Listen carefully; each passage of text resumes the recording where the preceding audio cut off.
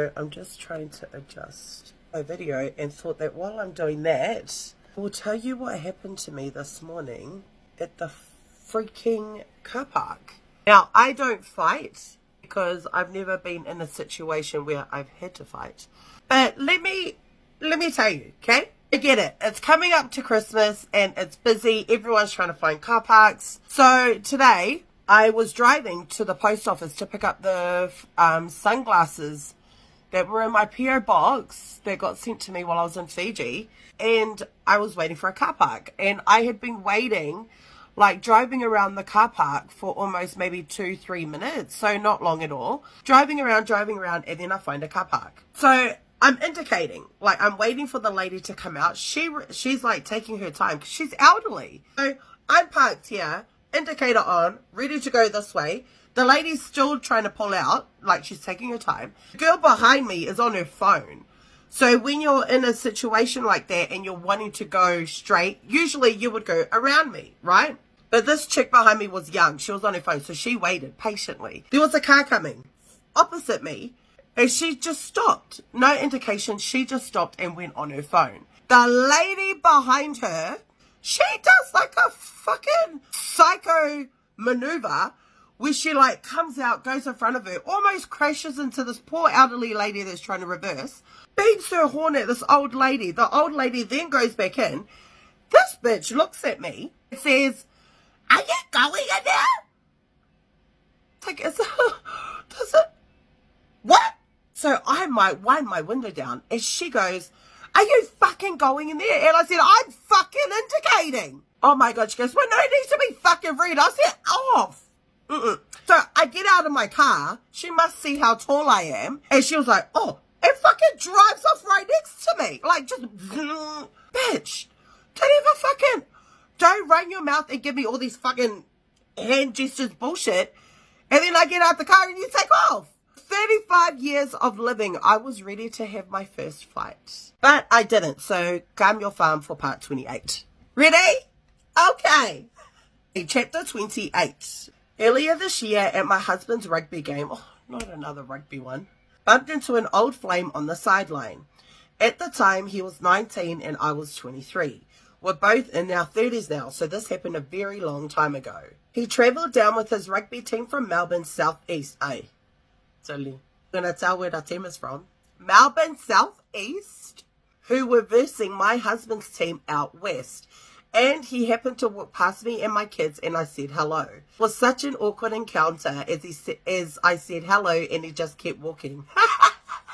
So you got bounced. Just kidding. As the game went on, he walked past again with an injured player. But this time, he clicked and realized who I was. So we had a little chat on life and how things were going. And I'm not going to lie, I got butterflies. Why? Why you get butterflies? It was a brief 2-minute chat, and I was about to ask him if he wanted to have a catch-up. Excuse me, auntie, you're married? I don't know what was going through my head, and in comes this little girl. She was so cute and screaming, "Daddy, Daddy."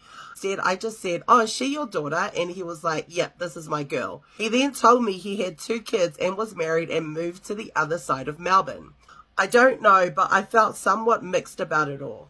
Why? What made it even more awkward was he said, "Okay, all the best, got to get back to the team." I leaned over for a goodbye friendly peck on the cheek, and he gave me the fist pump.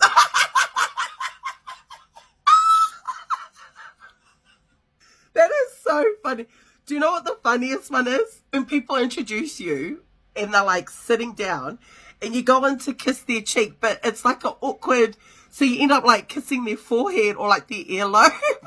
Not the fist pump.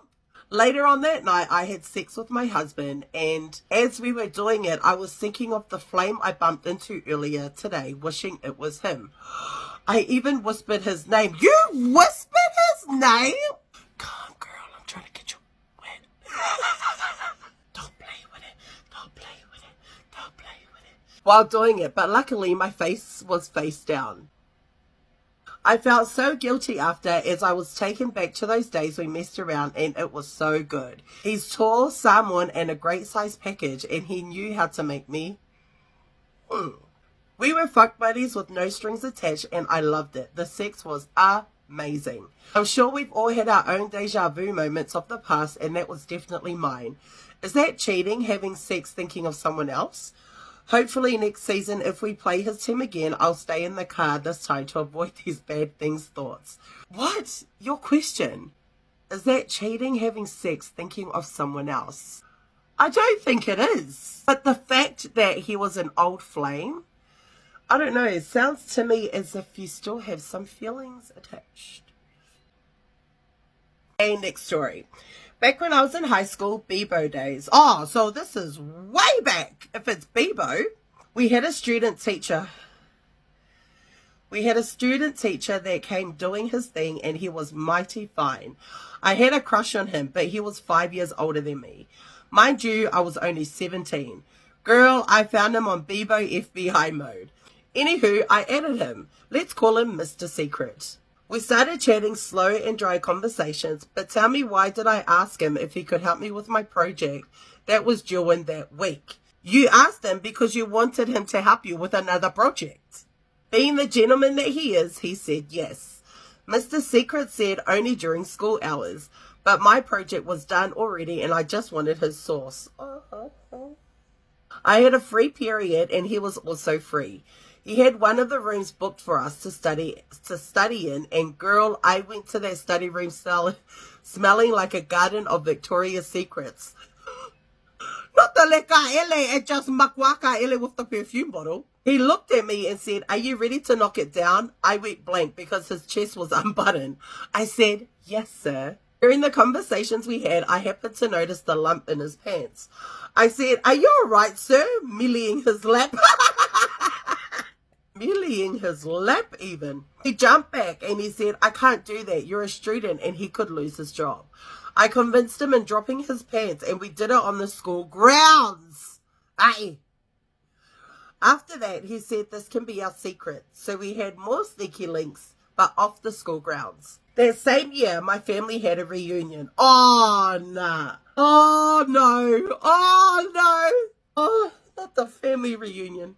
And tell me why he was in the red team and I was in the blue team for our family games. Note to self, always do background checks before you do the D. Mr. Secret is my dad's second cousin. Ah! Fuck me days, the embarrassment in me after the reunion. We never talked after that because I felt so yuck knowing he was an uncle. Woo, but the sex was great.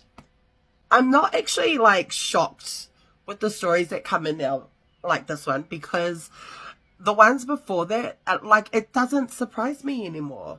And, like, I guess sleeping with relatives is like a normal thing for 2023.